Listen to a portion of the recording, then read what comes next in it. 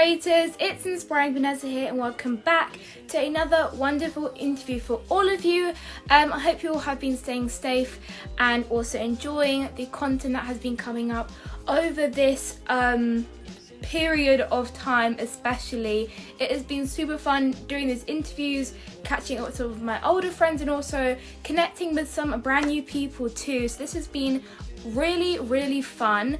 And let me know if you guys have finished school yet or if you guys are still at school.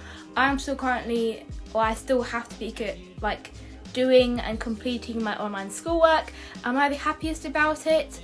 No, but as the week will go by, hopefully it will go by fast, and then I can just enjoy my summer holidays and also just enjoy really focusing on also giving content and doing interviews for you guys, and not only that, just enjoying some time for myself. And it is going to be my birthday in summer. I am a summer baby. My birthday is in August, so I'm really excited for that.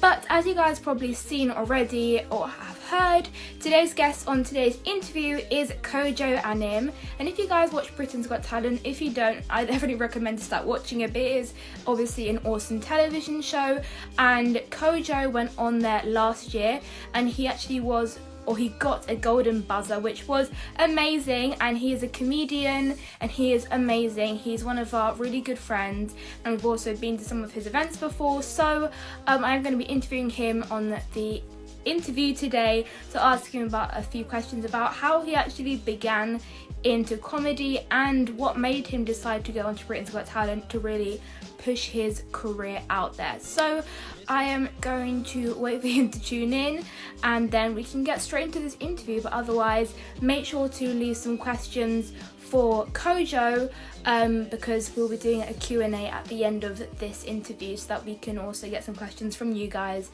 and you guys can ask him some questions about what he's been doing recently and also what we can be expecting from him in the future. So now Kojo, I'm going to bring you onto the live and we can get straight into this interview. Alright, let's get started then. Social media can sometimes be a bit unpredictable sometimes. It's okay. It's all good. Hi! Hello! How are you? You look like you just woke up from a nap or something. Oh mate, listen, I've had the longest day ever. And first of all, I want to apologise for coming on late. I had a long day so far with my manager, just sorting out some stuff because everything's sort of kind of getting back to normal. And I was like, Vanessa! But how are you, lovely? I'm good, thank you. I'm good. Well, thank you for obviously accepting the invitation for the interview today. No worries, anything. How have you been doing with lockdown? Lockdown has been good. It's been interesting. I think for the most part, I think a lot of people have kind of been up and down, not used to the rhythm of how we've had to be in isolation. But I think in that time, I've used the time to kind of be a bit positive and also try and be creative. Do you know what I mean? It's like how creative can you be within the confines of your home? So I've learned a lot more skills in the time, just challenging myself really, but also calling people that maybe I haven't had time to call in general. Do you know what I mean? Normally, and it's brought me very much closer to like my friends and yeah, just like people that I haven't heard from for a while. So it's been, for the most part, it's been positive. I mean, I think a lot of people did get very scared. But it's like there are the positives of everything if you think about it. So it's good to hear that you kind of got the highlights out of lockdown as well and what you've learned from it. Especially. Where are you right now? In your bedroom? Yes, it's like some magical world. It's my cool setup. Yeah, I literally had this. I don't even know how long I've had this for, but it just came in handy. So that's why for my YouTube videos and now recently the interviews as well. Nice, well done, good stuff. My cool little setup. Yeah, very.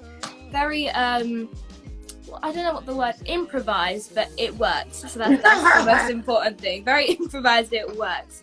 So moving on to the first question for this interview, which is, when did you begin doing comedy? When did you realise you had a passion for it? With comedy, I think it was when I was 18 19 years old, actually, 19 years old. And I was in America. And I was working on a project called Camp America. And basically, Camp America is a program that gets people from around the world to come and work with young people within America. And basically, you can get selected to go anywhere across America. So I happened to get selected to go to Minnesota. Ah. And then I worked at YMCA there, and at their summer camp, and it was like one of the best experiences ever.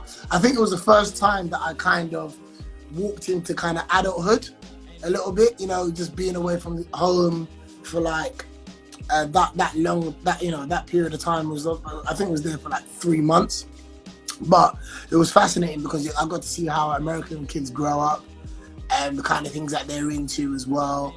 And at the time I was working in the UK with young people at a boys club that I used to go to. So it was just for me to kind of just travel a little bit, see the world, and also learn some cool stuff. And then I think when I came back from that, on the weekend I saw this comedy video with Martin Lawrence. And then I was like, I saw him performing on stage and I was like, what is this guy doing? It's amazing. Do you know what I mean? Like, I didn't know what it was called, nothing. And then I came back to London and then I was just really fascinated by comedy and wanted to learn more about it. I joined the comedy workshop and just started learning the game, getting my confidence up as well, thinking about the different types of comedy that there is. And I just started performing really, and it's been good ever since. So it wasn't really something you realised could be possible to do as a job, if that makes sense. It just kind of came up randomly in a way. No, I thought comedy was free. I just thought you just get on stage and people laugh. You know, say a joke and then people laugh. But exactly. Has there been a point where you've kind of, or like the first time you went on stage or did like a comedy gig, that you said a joke that you've planned, but people in the audience didn't have the reaction you wanted? I think, like, for me, that would be the most scariest thing about being a comedian, planning on making a joke and then expecting people to laugh and nobody laughs about it. That would be really awkward. So has that happened to you in the past, and how did you deal with that when you were on stage? It actually happened when I became professional. So, like when I started when I started out, I was just young, fearless. Because I had the comedy workshop, it kind of protected me a little bit. It like put me in a kind of a bubble. So I was taught to keep practicing, to the point where I was so frustrated that I kept on practicing, but I hadn't performed in front of a live audience yet. That by the time I got on stage, I just looked like I've been doing it for ages because I kept on practicing. And you know, sometimes when they say practice makes perfect, that's kind of what I took from going to the workshop, is that the importance of practicing is so important to being successful. And then a couple of years in, I remember doing a show and no one laughed. Nobody laughed for the whole thing. Oh, no. And I remember I did one joke and I got a giggle, and to me I was like, yep, that's my way out. Oh, that's okay. That's it for me. As long as I get one laugh, or even like a smirk on someo's face, then that's my call to go. As long as I've made one person laugh in the audience as well. Exactly. Yeah. So I did that, and then and then my confidence was like, whoa, that feel good. But I think it made me realize that this is gonna be a long journey. It's gonna be a long journey, and you're gonna have some good ones, you're gonna have some bad ones, but you got to keep on going. So moving on to the next question is, what kind of made you decide to audition for Britain's Got Talent? Because when I meet so many talented people, it's like, oh my gosh, have you ever, or they're a singer, have you thought about signing up for X Factor or Voice UK or Britain's Got Talent or wherever it is? And so what was it that kind of made you decide, okay, I'm a good comedian, I make people laugh, I'm going to go on Britain's Got Talent? What was that kind of turning point that made you realise this is something you wanted to do? I think it was when I became a dad. When I became a dad, it really kind of made me really think about the decisions that I'd made so far, which I was proud of. But then what am I gonna, what do I really want to do from here on? I'm responsible for a young life now. So how am I going to be able to put myself in a position where I can provide for my family? So I think that was one of the key reasons. Another one of the reasons for Britain's Got Talent was because I just felt like I'd exhausted all my options from what I was doing for myself. I think there's a period in your life where you gotta just keep going. But after a while, it's good to ask for help or put yourself in a position where someone can take all your hard work and take you to a whole nother level. And I felt like Britain's Got Talent was going to be the opportunity to do that. Was I scared to do it? Yes. Was I nervous to do it? Yes. But I think all of those feelings that I had are the best time to kind of take a risk when you feel like that. When it feels like everything can be lost if this goes wrong. I think that's kind of a good feeling to have, because it means that it reminds you of how passionate you are about your dreams and what it is that you want to do. So for me, having gone through that, I remember Will Smith once said, behind what you really want, there's behind what you really want, is what you fear the most, right? So imagine you're in a room and you've got all these doors, right? Every single one of them are all the different dreams that you have, but right behind them is something that right in front of them is something that you fear. And if you conquer that fear, you get to have every single dream that you want. Do you know what I mean? And that's kind of what it was. So I was nervous, afraid, but it was all the ingredients that made it successful. I mean, that's so powerful. It's kind of like, obviously everything has an obstacle to it. Unfortunately, that's the tough part and difficult part of how life is. But until you do overcome something, then you can obviously get that success, and that's when the hard work pays off, is what people like to say as well. On to the next question. How did your friends and family react when, one, you kind of said to them, oh, I'm a comedian? And then how did they react, or in comparison, how did they react to when you got a golden buzzer on Britain's Got Talent? My mum, I remember my mum was mad. She was like, are you crazy? Are you crazy? You think I came to England for you to tell jokes? Are you mad? But I remember my mum wasn't a fan of me doing comedy, because she didn't really see it as a good job. But I think a lot of our parents sometimes, they know their struggle, they know that they've been through whatever they've gone through. We don't know that. We're just young and excited to be here. But they've gone through their journey and they want the best for you. And sometimes the best for you is what you want to do and not what they want to do. And just as long as you show them consistency, and regardless of what they're saying, you're still gonna give the 100% effort. I think that's what's important. And I think my mum really understood my passion for what I was doing when she came to a show for the first time, right? Because up until she saw me on stage, she was like, this is not right, you shouldn't be doing this, blah, blah, blah. But as soon as she started seeing everybody else laughing, she was like, oh, okay, hello. You know what I mean? That's my son. Yeah, exactly. That's my son. Taking all the credit. She was about to kill her son before this. Do you know what I mean? But then afterwards, she was like, that's my son. And I remember saying, look, everyone, my mum said for the first time watching me, and everyone waved to her. And then she felt like, oh, hello, I'm the queen. Hello, that's my son. I always knew that he's going to be great. Right? So yeah, that was my mum. So the next question is, as we were just talking about that, what Will Smith said is that kind of behind everything you want to do, there's always something you fear, I think is what you were saying. So what has been the biggest obstacle in your journey that you've learned to overcome? Rejection.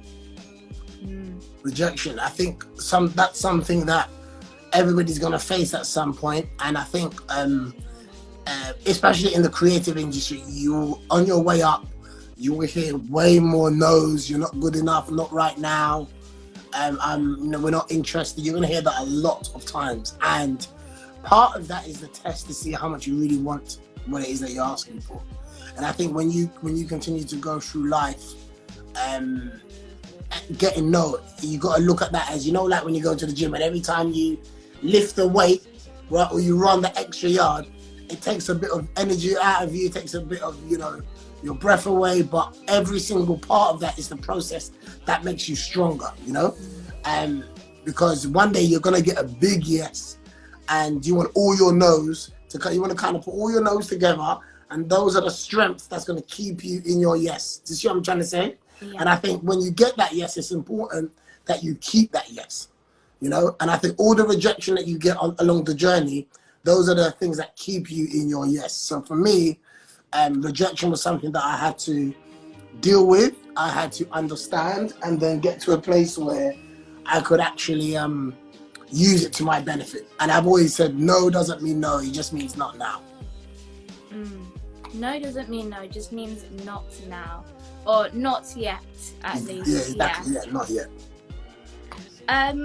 One of the questions is what I find really fascinating for any kind of performer or someone who does go on stage, is how they prepare for performances. So how do you prepare for jokes and have kind of the confidence and determination that it is going to have a good reaction on the audience? How do you prepare for the I think the comedy?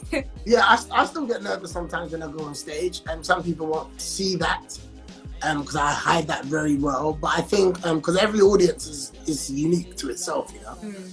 You could have all these plans, and then something within someone in the audience doesn't follow what you're saying. So I think for me, I pray a lot before I go on stage and perform.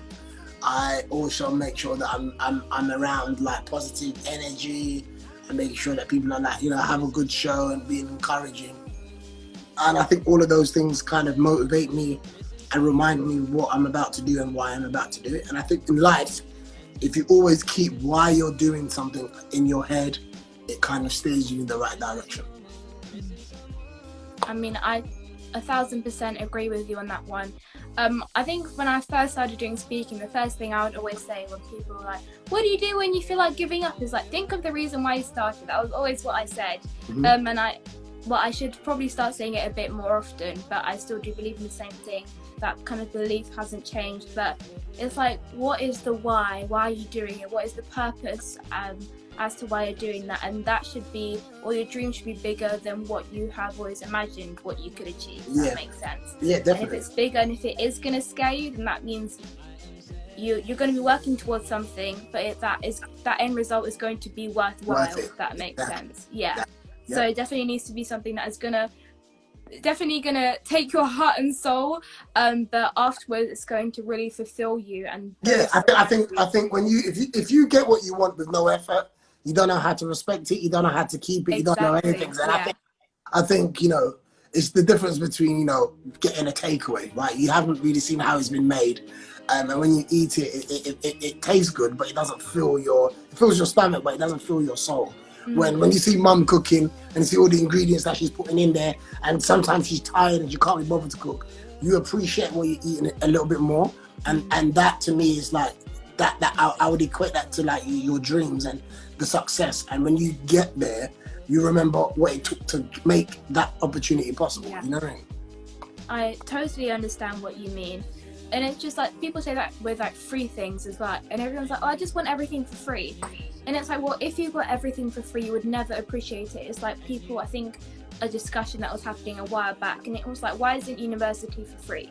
And I was like, well, if it was for free, education, well, obviously here it is for free, but if university or college was for free, those kids would never appreciate it, or they wouldn't turn up late, they wouldn't turn up to school the right time, they wouldn't put in the hours to complete this task or this essay or revise for GCSEs. They would never have done that if obviously they didn't pay for it, or they didn't put the work into obviously getting to that point. So definitely appreciating it more is really, really important, and a fact that we should think about more often as well, especially. The next question is, obviously you have your taxi tour. I know it's kind of paused at the moment because of the coronavirus, but what is your taxi tour about for those who don't know what it is, and how did the idea come about for you? I think the main joke that I done on Britain's Got Talent was about getting to a taxi and not having enough money and saying, look, just take me to £5, right? And that was the joke that I think really hit home with everybody. You know, we got like 31 million views on YouTube from having that moment. Thank you. And it was just something that really, that's the joke that kind of made everybody like grab attention to me. So I was like, you know, what's British? What's the last British thing that still exists. Like, we don't have, like, the telephone boxes aren't used anymore. Do you know what I mean? They're just still hanging around, taking up space. You know, remember the old hop-on buses? Oh, yeah. Yeah, remember you just hop on, right? Those are kind of gone now, and you don't really see many of them. And the last thing that we have in terms of real British thing is the black cab, it's the taxi. Do you know what I mean? And that's still being used. That's still a thing. And obviously, if you're going around the country, you know, a taxi is a vehicle that you know that takes you from one stop to the other. So we was like, you know, let's celebrate that Britishness. Let's celebrate that's the last thing that we still really use from back in the day. And because of the joke as well, it just kind of all made sense, because a lot of people remember, like, you know, I'd walk down the street and people like, take me to £5, and people would start shouting at you in the public. So I was like, you know, I might as well get in a taxi and give it like that British kind of feeling, you know. So yeah, so that and the tour was brilliant. Like, we went around the country, and you know, it was good to just kind of, that was one of my dreams, to be able to tour and go on my own tour and be the main act, and people, you know, pay their money to see you. I mean, our tickets went on sale like 9 months before the tour come, and you think to yourself, man, it's so far away. But when the dates come in, you're like, wow, like everybody still remembers, everyone's still excited. They want to meet you. You know what I mean? They're buying your T-shirt, your merchandise. So yeah, it was just like a dream come true for me, and all because I took a big risk, and it paid off. That big leap of faith does lead to more faith and more prosperity after that as well. Exactly. So you're kind of living proof of that for sure. Yeah. Oh yeah, if I can do it, you can, mate. Trust me. Definitely. The final question before you answer some questions from the people who are watching is, what can we be expecting from yourself in the future? I would say more touring, more stories, more you know, you know, what people don't know about me as well is, like, I've done radio in the past. I've done, you know, presenting. I love writing as well. I've got a book coming out about my life. It's called All Jokes Aside. So that will be coming out in January 2021. Title, by the way, just thank you. Very fitting. Yeah, thank you very much. You know, I've had a very tough upbringing, a tough childhood, and it's kind of allowing people in, because I think as an entertainer, what people often hear from us is, oh, I've got new music coming out, I've got a TV show coming out, you know, come and see me perform, blah blah blah. But how many people get to really know you and really know what journeys, and like you said, you know, the times when you wanted to give up maybe, and times when things weren't going well. Sometimes people look at me now and they look, you know, I feel like people think I've never heard no in my life. When I've heard so many. So it's just kind of putting things into perspective, you know, and giving people the journey behind the vision. But moving forward, I definitely want to, you know, do some more films. I like writing movies. I like filming movies as well. Telling stories, I think, especially black stories, which aren't being told as much. And encouraging people like yourself to know that, you know, when you hit a certain level, there's still another level that you can get to, and you can always keep climbing. And to kind of be patient with your dreams as well. I think just because you start out doing one thing doesn't mean you can't end up doing something completely different, you know. As people, we are so gifted, and most of us are more good at more than one thing. But it's about being good at one thing that allows you to do other things as well. So that's something that I'm looking forward to. So yeah, just more creativity. So keep leveling up, basically, always encouraging others that there isn't like the sky isn't the limit. There's always something above the sky, something that's gonna obviously continue making us work towards something as well. Exactly. And something I just wanted to add to what you were saying, that people are saying that they didn't think you had ever heard a no before. It's kind of like the idea that people only see the top of the iceberg. They don't see all the hard work or the rejection, as you were saying previously. They don't see all of that. They only see kind of your best moments in a way. You know what's funny? Well, no, actually, this is the reality of what happened the night before. I used to do a TV show with Reggie Yates, yeah? And it was a kids show. And I remember when I was young, I couldn't wait to be a presenter. I wanted to be a presenter so bad, right? And when I got on set and I saw the cameras and I saw all the lighting and I saw all these kids running around, I was like, this is a nightmare. This is a madhouse. This is what really goes on behind the scenes. So it just made everything really real for me, you know, that it's not, you're not sitting at home watching this, you're creating this. And these are the little things that are so important that have to take place for the show to look as amazing as it does for you to want to do this job. You see what I'm trying to say? And I think that was another reality check for me. You know, I was getting up at like 4 a.m. Do you know what I mean? And then you're like, wait, hold on, 4 a.m, and I've got to work with young kids as well, and that all on the Haribo. I was like, mate, this is insane. So it's all about learning, I think, and when your dreams become real, then you get a real question. You know it's hard work. It's now a job. Do you still want to do this? And you got to answer that question when you get there. Definitely. So now we're going to answer some questions from the people who are watching. And the first question is from _Emily Bentley _. And Emily said, was the golden buzzer loud? You know what? The golden buzzer isn't loud. You know what it is? It's sort of like it's like a psst. Oh. That's what it's like. The red buzzer, now that's loud. Oh. Yeah. The red buzzer, you can hear that from your house before you even get to the place, right? It's like, I remember we was in the green room where all the talent were waiting, and my God, we would hear the buzzer going off. Remember, each judge gets a buzzer, so there's 4 of them.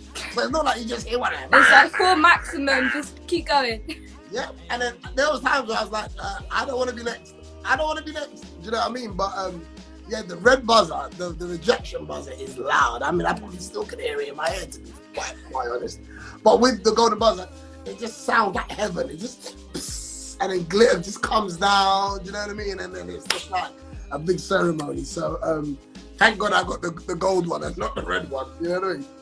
What was your thought process when you kind of, like, your brain slowly realised that you got a golden buzzer? Because you see it on television, people's faces, and they just kind of stay normal for like 2 seconds, and then they kind of see the golden, or they just kind of see a split second of obviously the golden buzzer being hit, and then they see obviously all the golden confetti coming down. I think everyone becomes reality for them.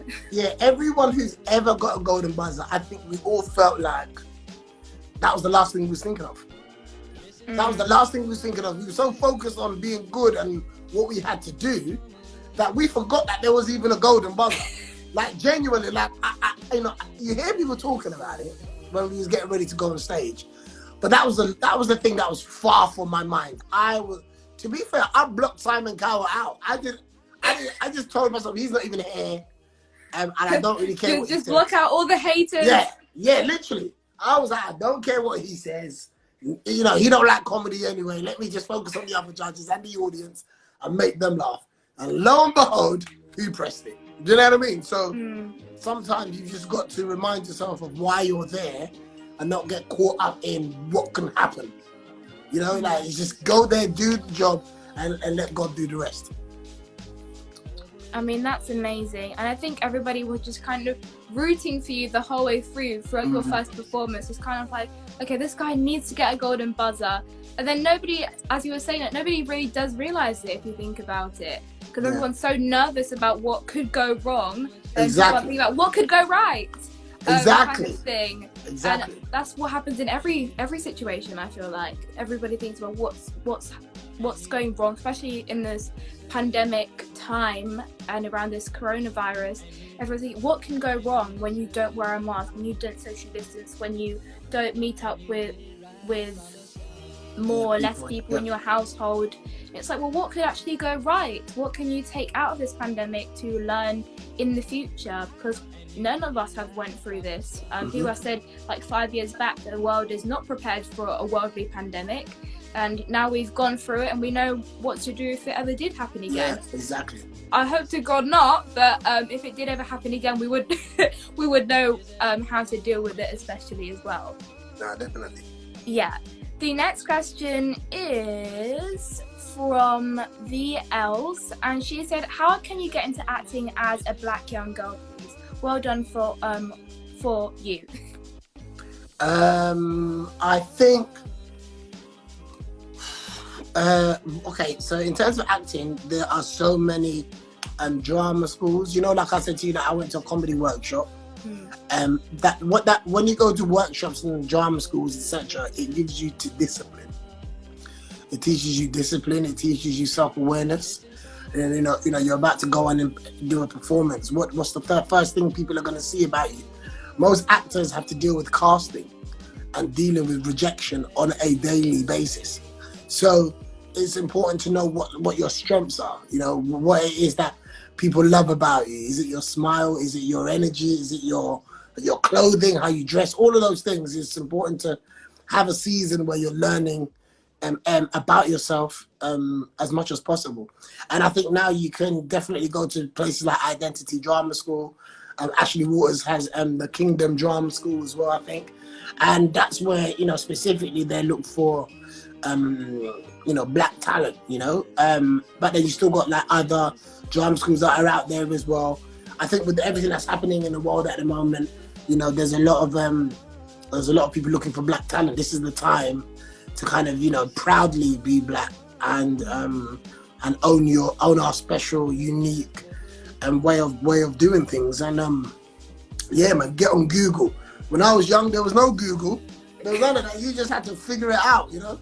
Now you can type in "I want to act," and all the drama schools will come up. So there's no excuse really not to not to get involved. And I think what's great about when I did the comedy workshop and going to acting schools is you're around like-minded people.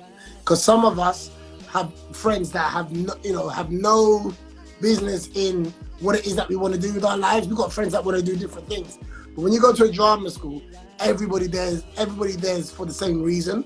And then you start to talk about acting every day, and you start to make new friends who love the same thing as you, and you start to work on projects together and grow together. And so yeah, for me, just being in the environment on a consistent basis makes that your world. It becomes your world, and then you know it's you know you have a higher probability of making it. Just being around like-minded people is so important. Yeah. And not obviously, as you were saying, because like obviously when I'm going to my current school now, like everybody has an idea of what they want to do, or they just have no clue what they want to do. There's literally no in between, to be honest. And I'm going to be going to a new school in September, and this one is more specialized for different things. So now it's like, wow, I can really see the difference between all these students, because I'm going to be around people who do want to do the same thing and are actually passionate about things, or are hardworking as well. So that's really, really great to hear. And thank you for giving her that advice too. No worries. The next question is actually from my mum. It's kind of from a joint question, but it is, when can we expect another Black Magic Awards? Oh, wow. So the Black Magic Awards is an award show that honors people from the Black community who have been amazing. So all our stars that have kind of opened the doors and paved the way and kind of gone through that the worst of the world for us, so that we're able to do things like what we're doing now. You know, a lot of our inspirations as young people, sometimes the world can be very much about who's relevant now, who's hot now. But people are only hot and relevant now because of the people that came before. And I think, you know, there's two things that people want throughout life. One is to be seen, and one is to be thanked. Do you know what I mean? And I think that's all we really want. I think money comes and goes. Money is always exchangeable. It comes in and out of our hands all the time. But gratitude and to feel like what you've done matters means a lot to most people. So we just wanted to kind of highlight people and just say thank you to them. I think, you know, we often give people flowers when they pass away, but why can't we start doing that while they're here? You know, while they're here to say thank you back. So I think it's important that we did that. Obviously, with everything that's gone on, we would have been planning this year's award show from January, you know, to get it to the level. We had so many plans, because this was going to be the first year where we were going to be male and female together. So that's what we're planning after, you know, everything gets back to its reality. So yeah, it's something that's always going to be going on, and we're even in a better position now to make it even bigger. So it looks like it will come back next year for sure. And also, when can we be expecting a Black Magic Kids Award? Because if you need a presenter, you know. Hey, listen, we are definitely gonna have that.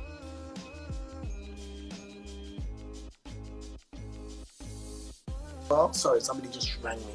That's okay. Hold on a second. So we basically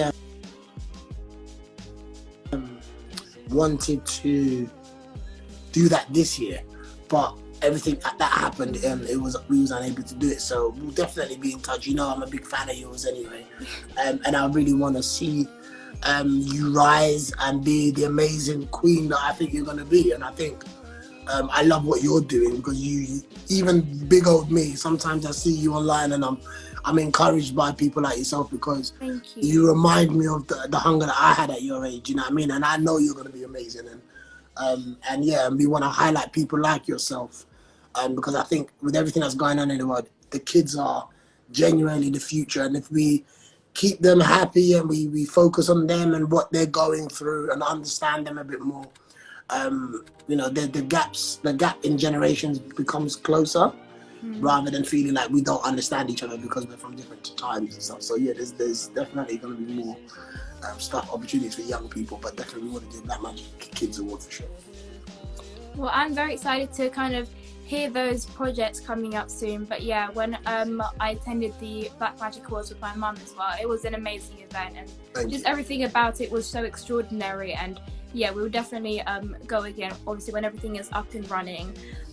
So the final question is from J.IBZ, and they said, what motivates you?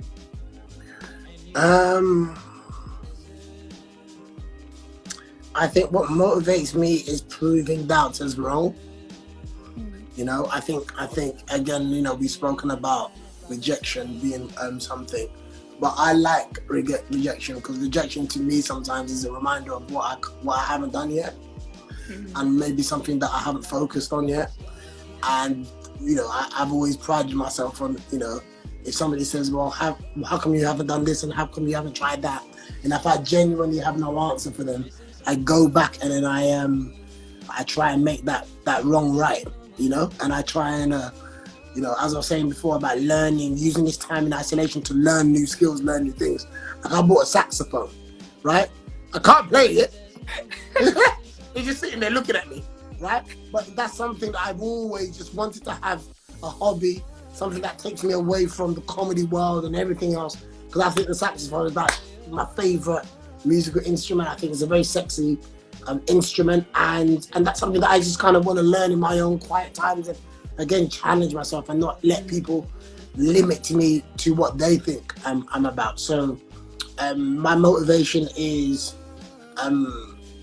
doing what people say I can't do, you know, and proving to them that, you know what, if I go and learn something and I put the hustle behind it, then I'll come back with yes I can. Yeah, I definitely agree with what you're saying. And if there is going to be another taxi tour, learn the saxophone, and then you could have a special musical appearance with the saxophone as a performance. There you go. I'll bring myself and say, ladies and gentlemen, welcome, Kojo. That's what I did. I'll come out with a silk robe. It'll be like, yep, special performance, Kojo Anim live. And then you left someone in the crowd and go, oi mate, where's the comedy, son? Where's the comedy? We want the jokes. I'll be like, no, I'm not gonna limit myself because of you. And yes, like exactly. And so, oh, you thought it was jokes? No, we've got a musical concert happening. Yes, you know, best of both worlds kind of a thing. Exactly. Well, I'm very excited, and I think everyone else is, to kind of see what you're going to be up to in the future as well. Obviously, once everything is safe to do so. But for everybody who doesn't follow you on social media already, go and follow Kojo on his Instagram if you aren't already. And yeah, again, Kojo, it was amazing having you here, speaking to you. Thank you for sharing all your knowledge and your inspiration and your journey as well, and kind of sharing what you've learned throughout your journey and your career too. Do you have any kind of last words to tell the Yes, I do. I think Vanessa is amazing. I love her. I love her mum. They're so positive. They've been very supportive of me. So when you asked me to do this, it was a straight yes, of course. And you know, my mind's so busy with trying to get back into the world as we know it, and trying to improve things. But just to see that someone like yourself, a young black girl who's, you know, very passionate about what she does, and you're a ray of positivity, and everyone that follows me that's tuning in, it's important that they follow you and Thank you. see inspiration in what you do. And I love your name, Inspiring Vanessa, because that's everything about who you are. Do you know what I mean? And I think you should be excited because there's a lot of great things heading towards you. So thank you very much for allowing me to come on your platform and do this. I mean, you're so welcome, and thank you for that also. Me and my mum are very grateful to obviously call you our friend and to know you as well. So everybody who doesn't follow Kojo, go and follow him so you can stay tuned and hear about his new book coming up and what he's going to be up to in the future and the next following year.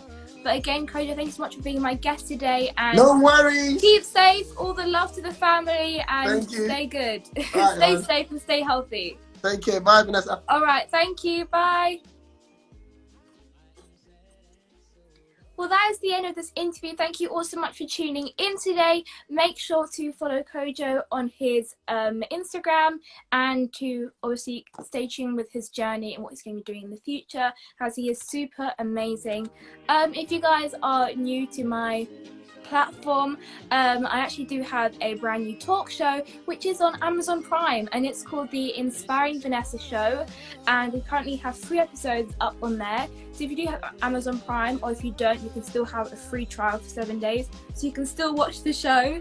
Then go into Amazon Prime and type in my name, and then you can leave a review for us, and we'll be sure to reshare it on our platforms to hear how you have obviously been enjoying the show too. So we're very excited to be announcing that as well. But make sure to check out the show, the talk show on Amazon Prime. But again, thank you all so much for tuning in. I hope you guys did enjoy the interview, and without further ado, stay safe, stay positive, and I'll speak to you all soon. All right, bye everyone. And you did it right from the start.